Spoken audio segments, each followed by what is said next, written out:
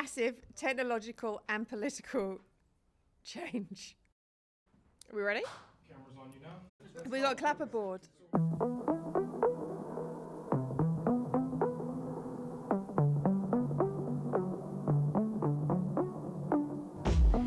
We're in New York wrapping up INMA's World Congress of News Media 2025. Well, we've had over 600 executives from over 40 countries. We've had more CEOs on stage than ever before. CNN, Dow Jones, Gannett, McClatchy, Design. We've had executives from Condé Nast, New York Times, Wall Street Journal.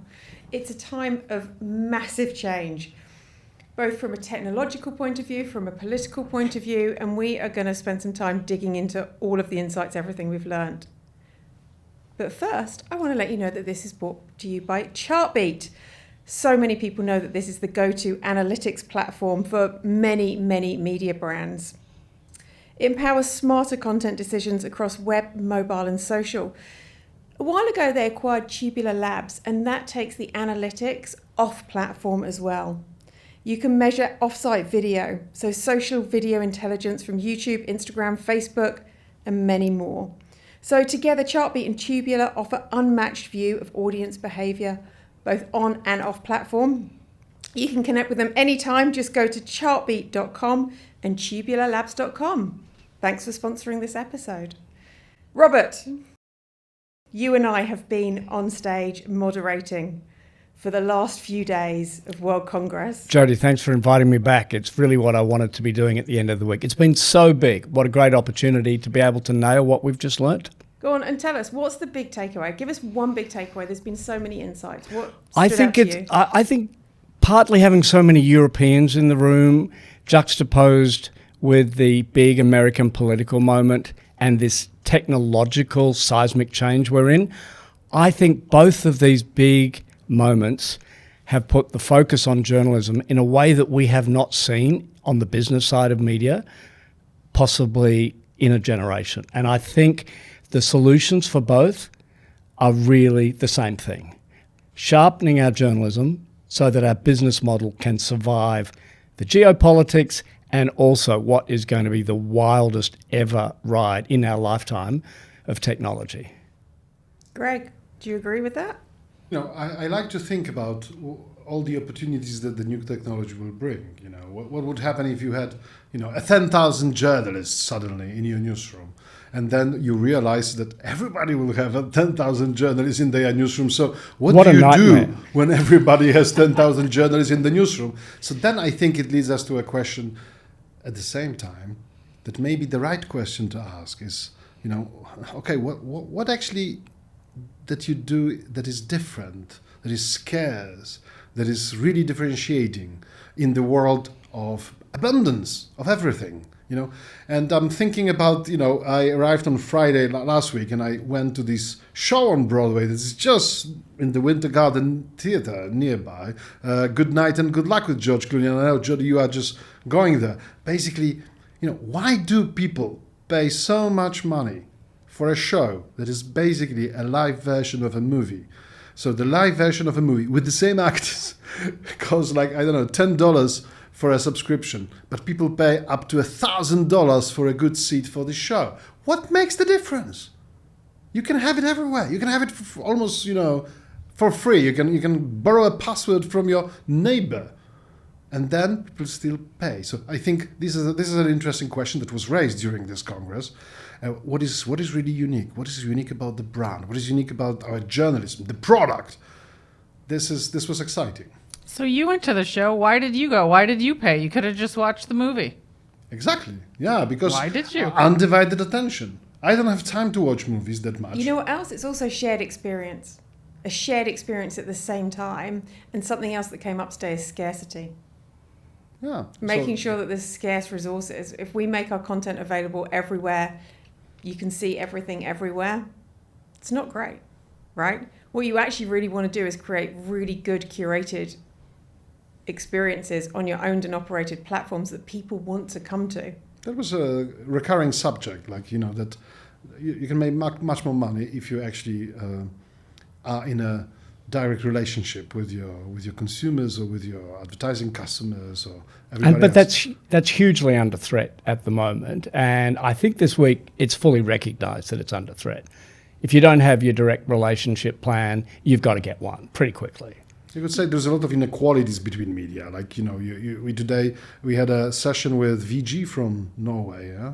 Almost 90% of direct visitors to the website. And then, we started the day at Newsweek, visiting them here in New York. And, they were saying most of our traffic is basically Google, Discover, Search, the news and so on and so on. So there is an inequality here. And likely, this means some publishers are in an absolutely fantastic position for monetization, and some publishers need to do a lot to change it or embrace it. Yeah? There's also a possibility you will just embrace it. You will basically want to exist on multiple platforms, and you will want to exist. Basically, you will be there where your audience is, but you will need to probably figure out how to monetize other things than content. Yeah, and this is what I guess these creators. That the INMA probably for the first time ever invited creators to join the stage and to talk about how do they think the future of media, and I think that was very exciting part for me as well during this conference. And the other thing is telling our own stories. So Noor, the creator that we had on stage, was incredible at telling her own story. She did the journalism, she did the work, but she did the story as well, right? And on the study tours, one of the things that I heard, Amalie, I think you told me this, was that 5% of newsroom resources went to marketing their own stories. I mean, Robert, you interviewed the editor of the Wall Street Journal, right, the CMO, and they've got marketing people embedded in the newsroom. We don't really understand how to sell advertising, I think. Publishers made a big effort and big success in understanding why do people engage with content, why consumers engage in content. Over the past 10 years, that was the big revolution. That's why we see these huge successes with subscriptions, publishers who are really growing revenues for the past 10 years. Like, I don't know, Die Zeit, yeah? They showed us that they quadrupled their revenues. I talked to people from Le Monde in France. They increased their newsroom from below like 400 to more than 700, thanks to the success in subscriptions. But when we currently understand consumers, we can perhaps start thinking about the other side of the business, that is advertisers, because now we probably have the data about consumers, so we can better understand them. This will help us to segment them. We finally know how to target users, how to target different offers, different messages to different groups of people.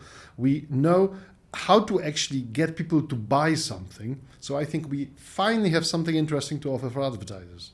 So this is an interesting, we visited Yahoo News the other day, and they get 190 million uniques a month, and the vast majority of those people are logged in because they're checking their email, they're looking at whatever, and they have a brand problem because they understand that a lot of people are coming and checking the mail, they come across a story, they have no idea it's Yahoo News, but they're trying to figure out how to monetize and capitalize on the fact that someone's logged in, so you're getting a lot more information from them. So then how do you target? What does that look like? And even they were talking a lot more about deepening relationships with readers in ways that they didn't really worry about having to do before. This is becoming pretty clear that whatever business you are in, whether it's advertising or is it subscriptions or is it something else like e-commerce, yeah, you basically need to know your customers. And it sounds like it's such a banal thing. What are we talking about? Know your customer. Yeah? It's kind of like the basic stuff you learn at probably high school when you have some. But we're emerging from an era where we just thought we knew everything. Now we still, to some extent, are guilty of that in journalism. Oh, we do important stuff, therefore you should support us and you should buy a subscription. Everything's got to be from the consumer audience perspective. What is the consumer benefit that a brand experience represents? We aren't going to get search traffic in the future, no matter what form AI browsing and semantic chat and any breakup of Google search might bring. We aren't going to get referred traffic in the way that the first 20 years of the internet got. It's just not going to happen. We are already in deep trouble in terms of referred social traffic. That's not going to swing around. We have to change the perception of what we do and who we are in a positive, consumer benefit-led way. And I think that is a really positive change in the industry. Amalie had a visceral reaction when someone asked him about traffic. He literally kind of went, no, leant back. But it was the word. So the word traffic, it's gone. And but that's all part of the same story, right? Because it's about having these unknown users, these traffic. It's things. It's not people. It's not consumers. It's not people you know. Condé Nast. No, a lot of traffic is bots. So. Well, today we talked about how you can block those bots. And one thing that every publisher should do is at least know who's scraping their content. There are many tools to do that. Every publisher should be doing that. Nick Thompson, CEO of The Atlantic, said when he was asked a question from the audience around what are we going to do when we've got all these agents on behalf of subscribers potentially knocking on the door saying, I want to summarize it for my owner, as in a human being subscriber. We are going to have to change our relationship with bots as well, because I've got 18 subscriptions to products. I want my AI agent in the near future, as soon as this is practical, to go out at 3 a.m, do all the checking, summarize stuff for me, and then I'll know which of my subscriptions I'm going to open first.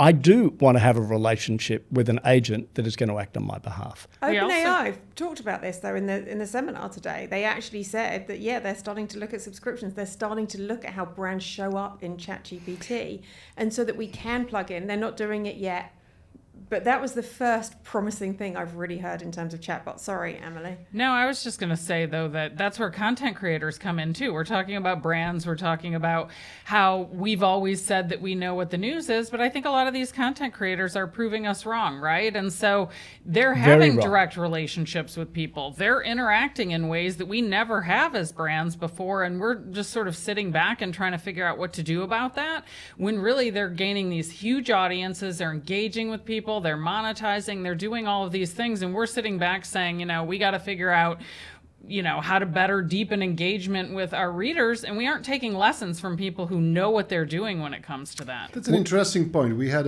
talked about it a little bit, that if you think about the role of creators, there is currently more creators around the world than there is people working for professional content industries.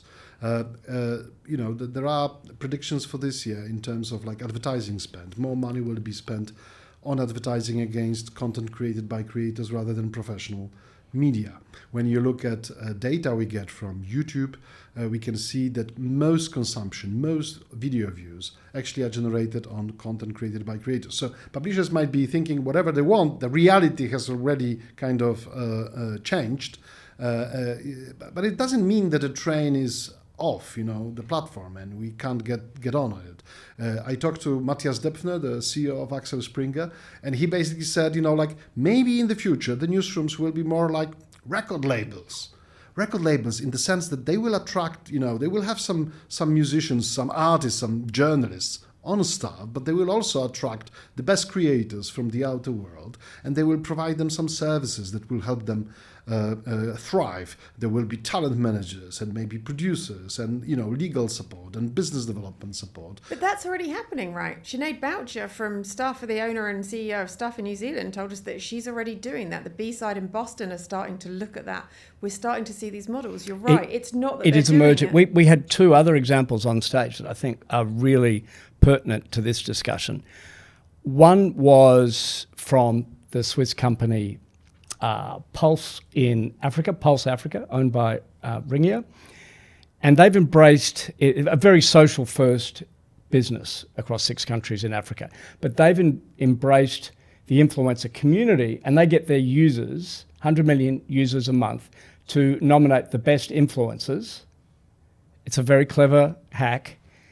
They then get the best influencers in a competition, then their users vote on the best influencers, and guess what? The people who do really well in that competition get invited to join the record label. That's one way of doing it. And by the way, an awards business, of course, makes money for a media company. That's an old trick. But the other one was from Austria, a serious finance paper, Der Standard. Gerald Riedman, one of our speakers, stood there and said, 60% of our time on our brands online comes from professional journalism. The other 40% is from users. Everything from comments on stories to them being allowed to post their own blogs, hosting their own forums. And I love the way he described it. They invite their users to come in and rearrange the items in the supermarket, and then other people comment on things that have been commented by others. And it's the beginning of a really interesting ecosystem within more of a classic structure. You know what else on that? You mentioned awards. Condé Nast, I thought, were brilliant on their commerce. How they're building out their commerce. So they use the awards.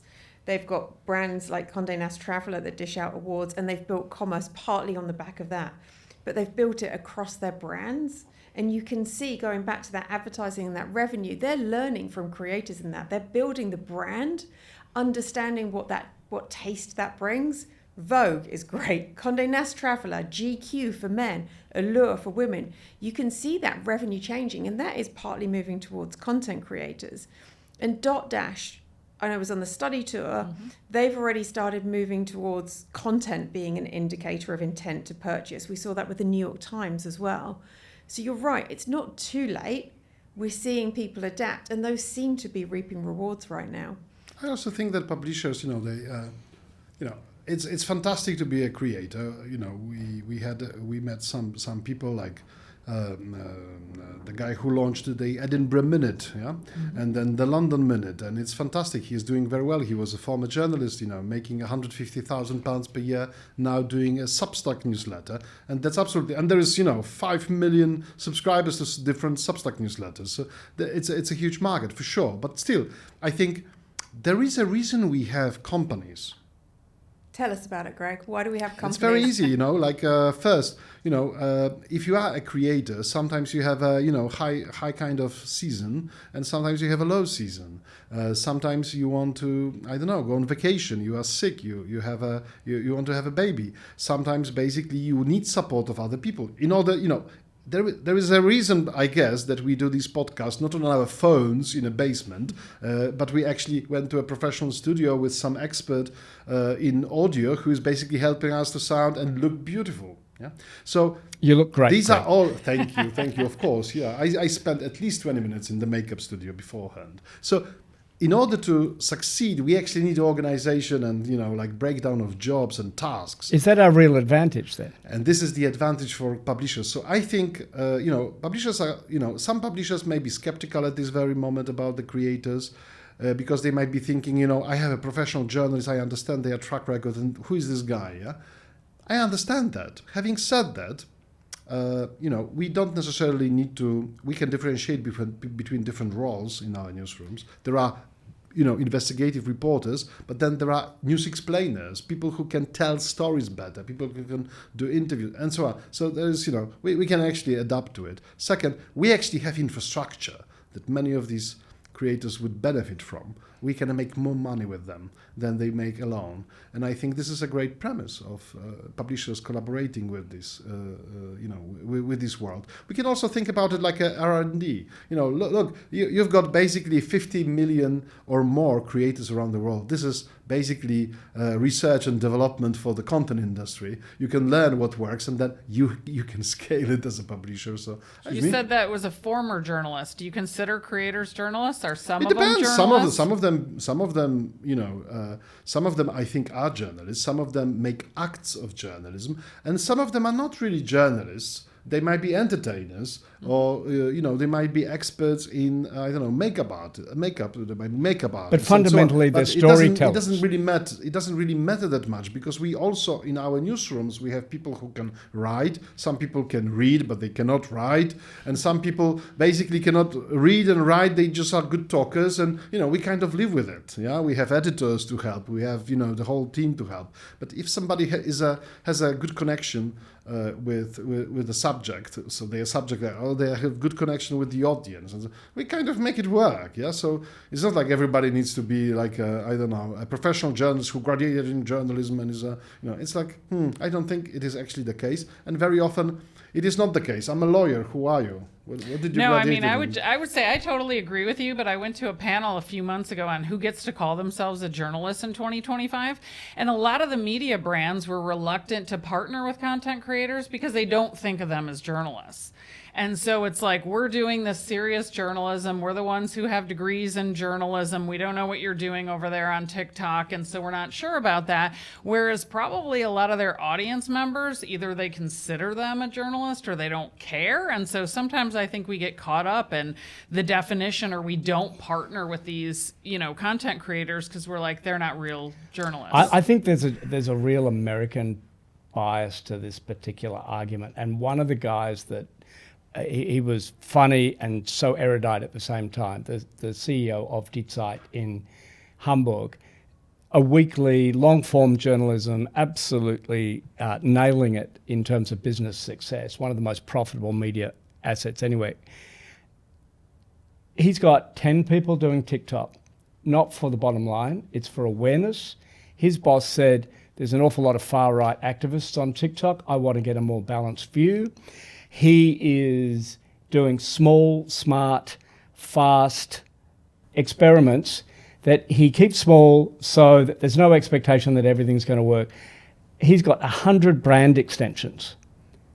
And his argument was, if you go with one big idea to the board, you're setting yourself up for failure. But if you do small, smart stuff, which is he's been doing with his rapid social expansion in the last 12 months, he has taken a very serious brand into places where American editors, the ones you're talking about, would be very reluctant to go. And he's proving that the very same type of business, but a much more successful one, is courageous. But you just have to pick your lane. And maybe, Jodie, you made the observation a couple of months back in your product and tech newsletter.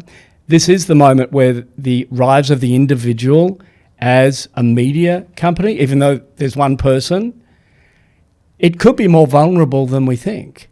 Because if the institution, if classic media gets our act together, as Greg says, we've got support. We can provide a networking effect to grow their business. And while some have found monetization models, we had a great chart with a bunch of individuals who are earning decent money, it's still a small number of people. Like there's the brilliant Jessica Yellen, the ex-White House correspondent from CNN on News Not Noise. She's doing great things, but to your point, she's working really hard. She's trying to build it out. She's trying to make money. We haven't figured out money on social. The CEO of Die Zeit said that on stage as well. They got, 30 million views on something? Talk to Mr. Beast. Ask Mr. Beast. He figured it out. Mr. Beast is the biggest YouTuber in the world, 400 million followers. And he made last year, according to Bloomberg, something like $400 million. And he figured it out. Half of the revenue came from chocolate. Does it mean that, Neue Zürcher Zeitung has bigger chance of success than others? I don't know. But that's why the Belgian media companies are all doing well. You need to be entrepreneurial. Find your product and push your product. Yes, exactly. People buy from people.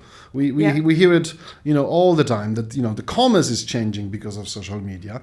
You can actually create big businesses on TikTok and other places. And why is that? Because people are there. So if you find a way to talk to them. There's another possibility that social media itself is reaching a peak. Starting to fragment. You've clearly heard recently from Mark Zuckerberg that he's concerned about the future of Facebook. And we know that people are now preferring to chat with their friends in closed chat groups. We didn't hear a lot of it this week, but there's conversation in the corridors around World Congress around what's the implication of people retreating to their friends? How does media play a role? Maybe we can get shared again because we've been blocked by large social media platforms in terms of... So you say he said that I created basically a Times Square and I didn't police it. So basically people were vomiting, killing each other and raping one another. And suddenly people feel uncomfortable about it. So they decided to actually meet somewhere else. This is what you're saying? Well, I think that's what he's now saying, that it is not functioning the way Facebook was going to. So the fact that Facebook fell out of love with media companies may actually just be assigned to history. It's about really having a great core product, somewhere that people want to go. It's having a relationship with your audience, not throwing traffic at it, and users actually really understanding your core audience, making sure you're telling the story, making sure that brand is prominent.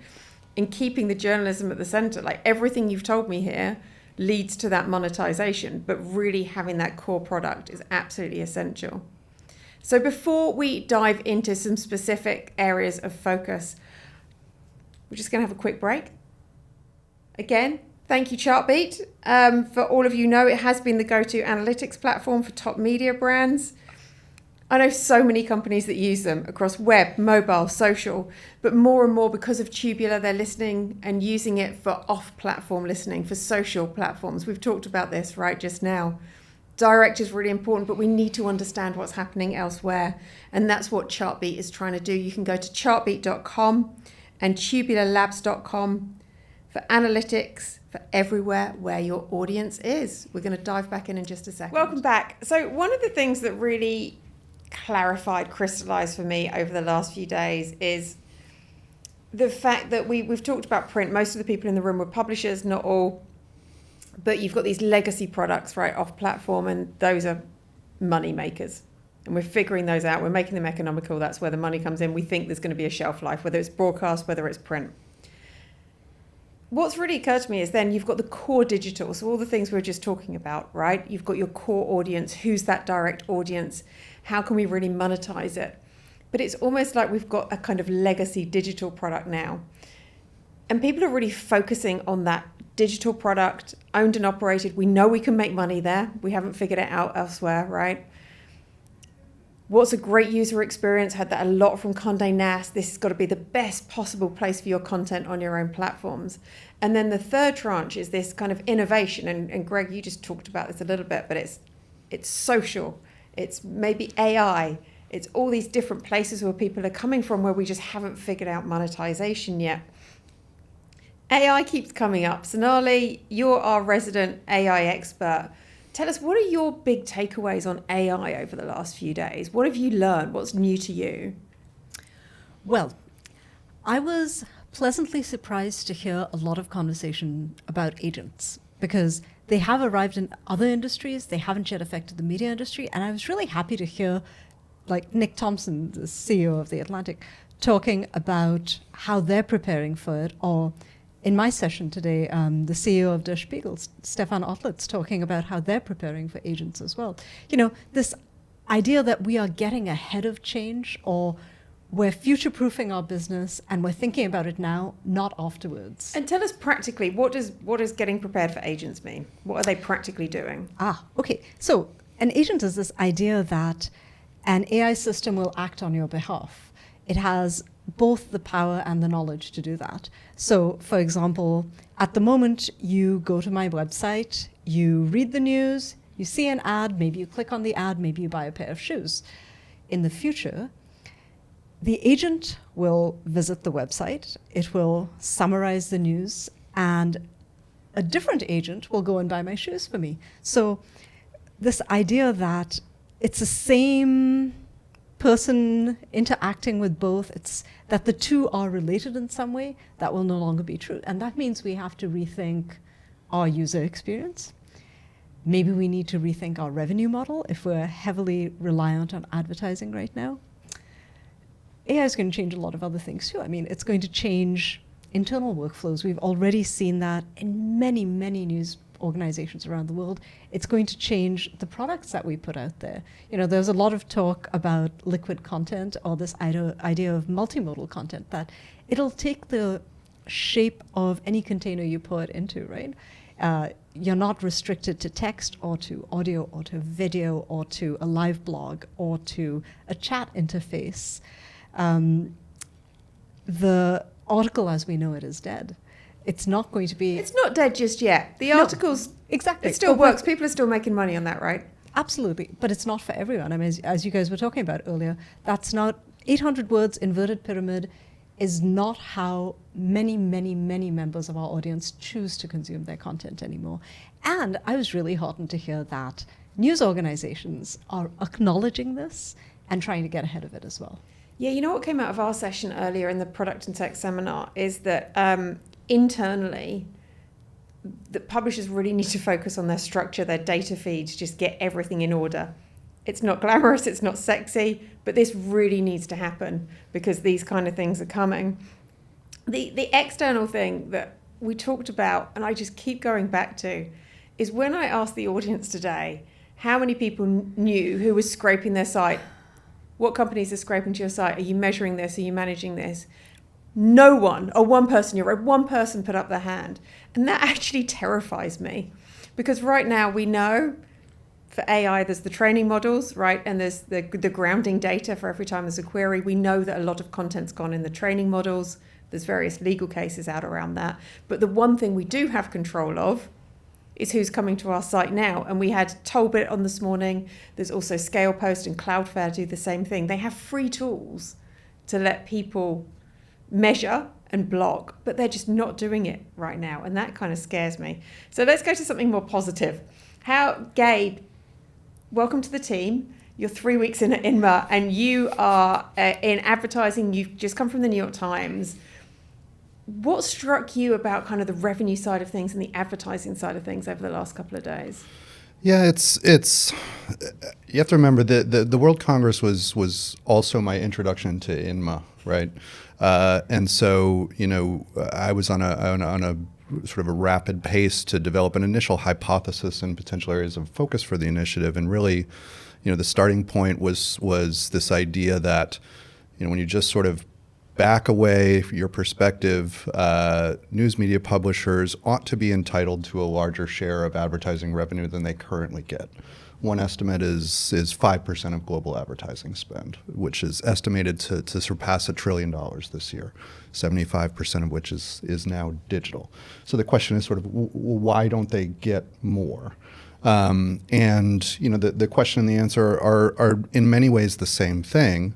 It's these threats you've been talking about in the larger sense. The model's under threat. Journalism is under threat, financially, geopolitically. So what's and in the other good ways. stuff? What can the answer, the solution solution to the advertising question is in many ways the solution to the survival question, which is it's all grounded in direct audience relationships.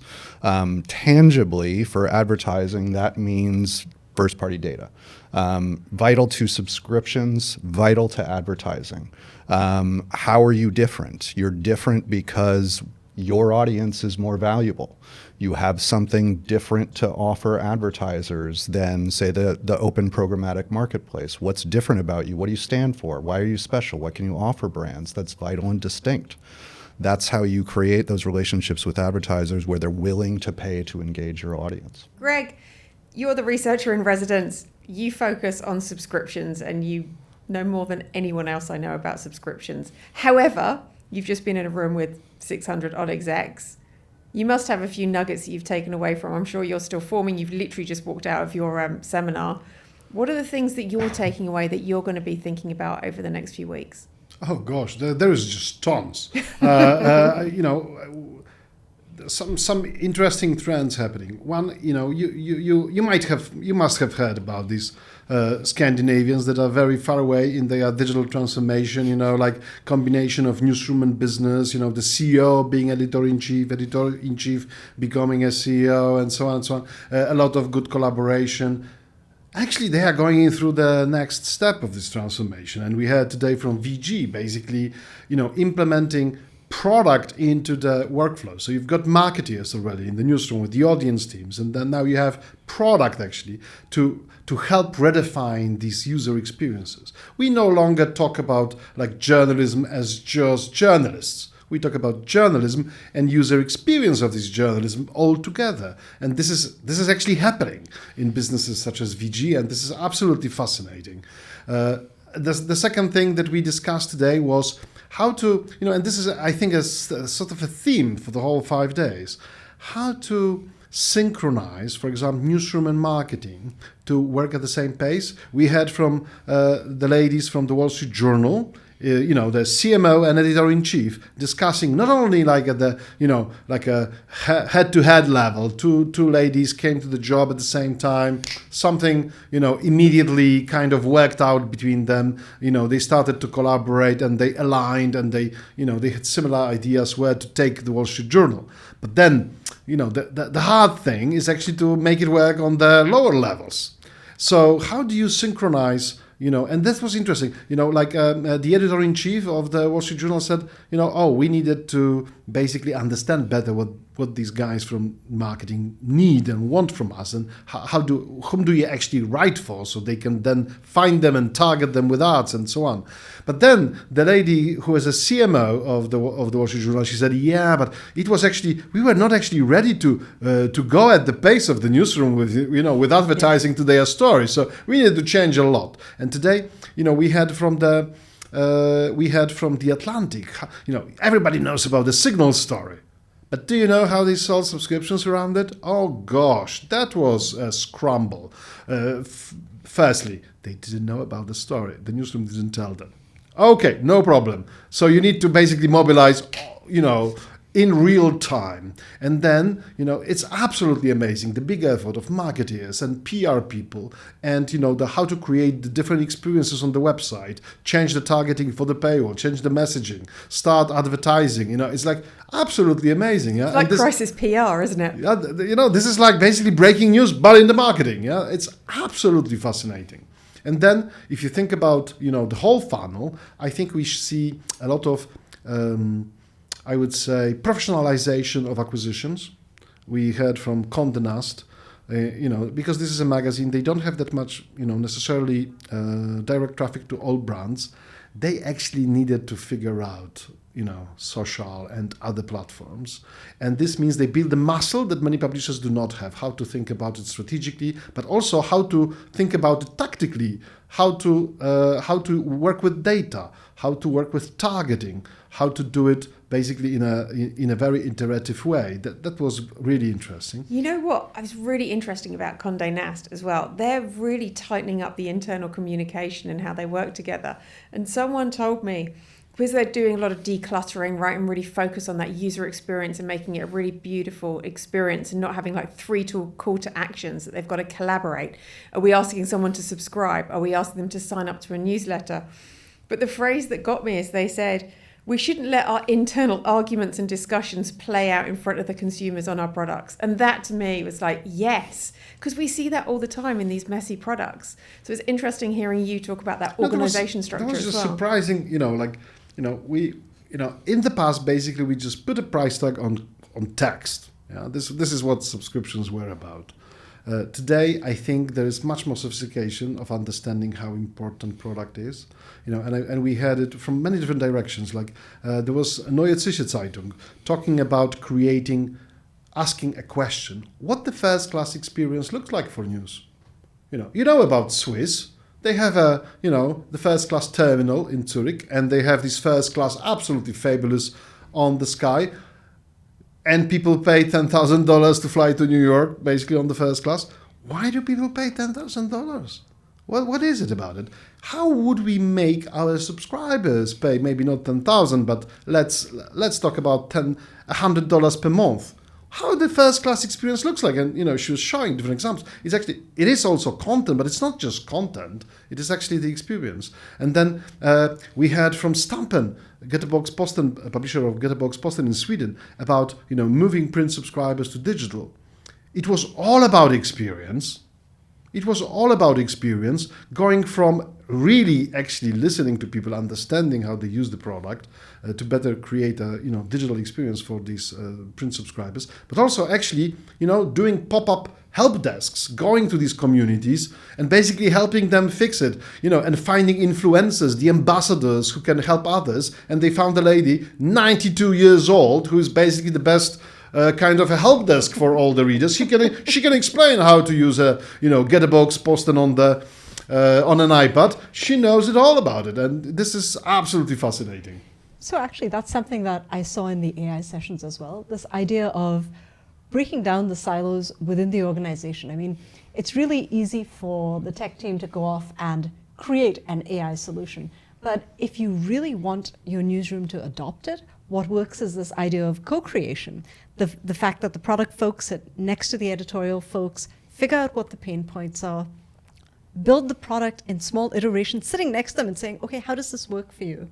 And when you actually solve someone's problem, when you actually address the pain point, they embrace the solution. It's not like pulling teeth again. So everybody knows about the New York Times, as a publisher in the world that has, the largest number of subscriptions.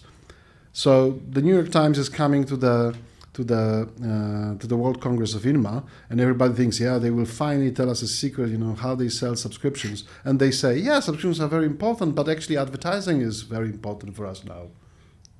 What the hell? Can you just tell us more about it? I think the lesson to be learned that we also heard from many others throughout the day is that you have to think about subscriptions and advertising in concert. And the very practical foundation of that, again, is back to data, right? First-party data relationships are the foundation for business success at this point. I think the reason the Times has been successful is because they realized this and they operationalized it a decade ago. So they are well on the way to that roadmap. Others are modeling that same playbook. So you are thinking that people were basically learned about paywalls from the New York Times in 2010, and then many publishers around the world started to launch paywalls. They were like trips here, let's talk to Yasmin Namini and learn how do you do paywalls. I would take it back to what Amar Latour said was, if you're still talking about traffic, you're losing. It's about relentless audience focus, and there are business processes that stem from that. Who you serve and what you sell to advertisers are the same thing. Those signals are vital. We heard about some of the ad products that the Times has launched, like Brand Match. Dotdash Meredith has a product called Decipher. Hearst has a product called Aura. They're generally the same idea. It's taking the world of their content and the signals that they have about their audience and enabling those through LLMs to create unique targets for advertising campaigns. You can't do that without having the foundation of your data architecture, the relentless focus on audience, and the valuable content that no one else has. I think advertising has been viewed in the serious journalism industry as an inconvenience, let's say nicely. But you go to any other conference focused on publishing, and it's 99% of it is a conversation about ad tech and the programmatic marketplace. What I was heartened by from the INMA conference was how many examples, even just at the awards dinner, how much conversation there is about what news brands have to offer advertisers that's different and unique. I sat at dinner last night with the CEO of The Pioneer from Berlin. And they're a small publication. They have a couple of ships that are docked on the Spree that they travel around Germany with. And we were having a conversation. I said, "Oh, what kind of advertising you do?" He said, "Oh, we don't do advertising." And I said, "Oh, that's interesting." And then the conversation continued. And then he started telling me about the brand partnership events and branded content and I said, that's advertising, right? And it was just a really, really interesting moment that crystallized this idea that the key to success is, again, what you have that's special. How can you create different kinds of things that break the spots and dots, that aren't programmatically offered, that aren't about scale, but that are about relationships and unique experiences for your audience on behalf of brands? Well said. Well said. So there's a lot of positivity here. I feel like we've had some really constructive comments. The world may be on fire in certain areas, the building may be on fire, but there's a lot of possibility with revenue, with AI, with subscriptions, joining the dots, building direct audience, building brand. And courage. There was something about this Congress that was really special. I think we had an amazing speech from our CEO, Al Wilkinson, talking not only about brand, this is what you would expect from INMA, but talking about press freedom and about this unique moment where many democracies are finding themselves, including the United States. And then, this award dinner with Ukrainian Association of Independent Regional Publishers winning the main prize. I think this was very important. So, we talk about money, and that's, of course, this is what INMA is about, how to make the business of news sustainable. But there is a reason for which we do it all, and this is actually healthy democracy that requires journalism and truth, actually telling and watchdog role of journalists to be present. And I think it was interesting that it resonated so much. Bob Woodward on the stage, Ukrainian courageous local journalists, and then of course. Noor, the jury. Noor, yeah, of course. We had NPR, CEO of NPR, here in the United States, talking about how it is to survive in this quite dense environment. You're right. It's not just about the money. It's the reason why we're here, and making sure that we tell that reason why we're here. I'm from Poland. I grew up in Eastern Europe, where basically, if you want to be editorially independent, you need to be financially independent. Otherwise, the government or oligarchs will take you over. And I think INMA really shined, put a light on this. We nailed it together with the 600 participants from over 40 countries. Guys, we're going to have to wrap this up, but thank you so much, and thank you to Chartbeat for sponsoring this. We really appreciate it. We will see you in Berlin in May 2026 for our next World Congress. Dankeschön. But there's a lot of work to do before then. Auf Thanks, Wiedersehen. guys.